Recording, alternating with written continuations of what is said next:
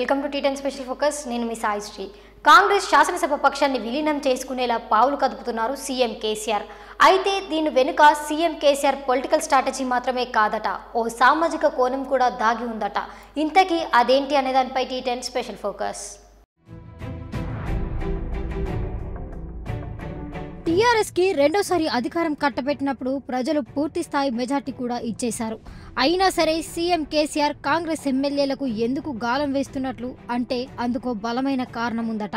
కాంగ్రెస్ కు ప్రతిపక్ష హోదా లేకుండా చేసుకోవడంతో, తనకు ఎదురు లేకుండా చేసుకోవడంతో పాటు ప్రతిపక్ష హోదాలో ప్రశ్నించే సీఎల్పీ లీడర్ బట్టి విక్రమార్కకు ఆ హోదా లేకుండా చేయడమేనట. దళిత సామాజిక తరగతికి చెందిన నేతగా బట్టికి తొలిసారి శాసనసభ పక్ష నేతగా అవకాశం దక్కింది. కానీ ఇదే సీఎం కేసీఆర్ కు మింగుడు పడడం లేదట.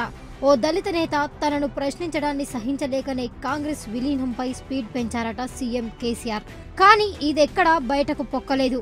అంతలా రాజకీయ రంగు పులిమారు గులాబీ బాస్ అనే విమర్శలు దళిత మేధావుల నుంచి వినిపిస్తున్నాయి.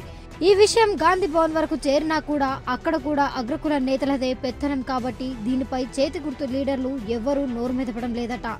దాంతో పొలిటికల్ యాంగిల్లోనే పని కానిచ్చేస్తుండ్రంట గులాబీ బాస్.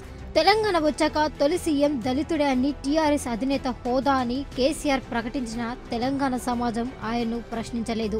ఇప్పుడు ఏకంగా దళిత నేత ప్రతిపక్ష లీడర్ గా ఉండడం నచ్చక సీఎల్పీ విలీనానికి తెర తీసిన కిమ్మనే వారి లేకుండా పోయారు. దాంతో తెలంగాణలో సీఎం కేసీఆర్ ఆడిందే ఆట పాడిందే పాటగా సాగుతున్నాయి రాజకీయాలు.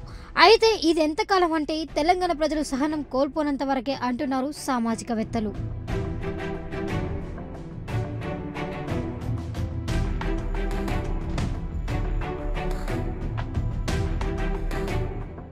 ఇది ఇవాళ టీ10 స్పెషల్ ఫోకస్. Keep watching టీ10.